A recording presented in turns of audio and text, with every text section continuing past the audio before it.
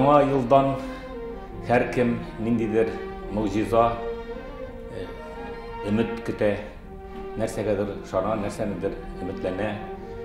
Менә татар дөньясы нәрсә белән яши, нәрсәгә өметләнә. Без бүген шул турыда сезнең белән барыбыз да уйланабыз, яхшылыкка өметләнәбез.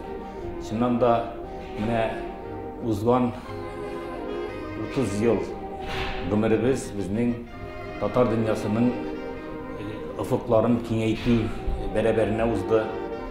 Без барыбыз да бергәләшеп бу дөньяда милләтебезнең рухын сакларга, милләтебезне бердәм булып оештырырга, аның үзаңын формалаштырырга өйрәнеп барабыз.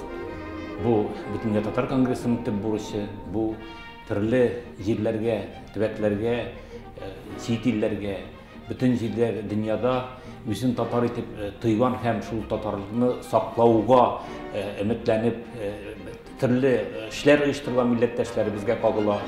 Без барыбыз да бер көймәдә, без барыбыз да бер рух белән яши торган кешеләр. Инде быелгы эшләргә килгәндә безнең барыбызның да куанырлык гамәлләребез бар. Бөтендөнья татар конгрессының да яңалыгы бар. Ул милләт җыены уздырып, безнең киләчәккә бара торган бер иң төп документ, стратегияны кабул итте. Бу безнең өчен бик мөһим әйберләрнең берсе, чөнки ул аның сыйфаты турында сүз бармый, аның рухи кеше турында сүз бара. Без бик зур көчле юнәлешле алдык. Шул юнәлештә уңышларыбыз булачак, Алла бирса. Ул стратегияны әле бик күп гамәлләр белән тулыландырырга кирәк. Безнең көн-төн эшли торган, бер юнәлештәге эшли торган эшләребез алда тора. Шуңа күрә дә әлегә хәтле булган бөтен эшләребезне без хәзер шушы бер юнәлешкә юнәлтәбез. Бу безнең кешебезне дә арттырачак, бу безнең бердәмлегебезне дә арттырачак.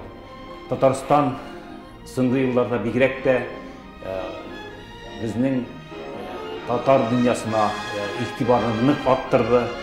Аның бөтен мәсьәләләрдә дә кеше сизелеп тора. Бу безнең өчен бик күркәм әйбер.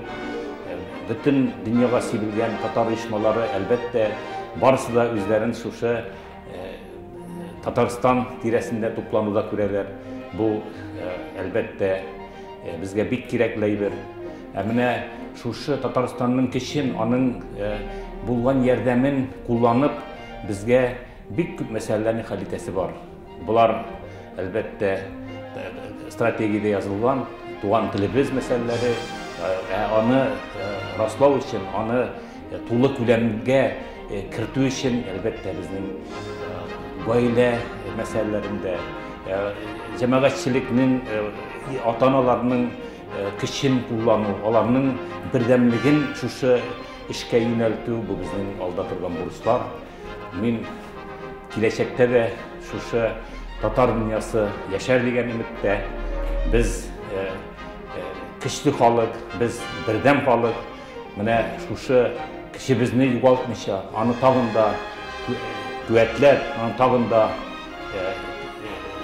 туплап, безгә яңа елда эшләргә. Мин сезгә барыгызга да исәнлек, иминлек, гаилә бәхете телим. Без бердәм булганда безнең уңышларыбыз булачак. Бергә булыйк, бердәм булыйк.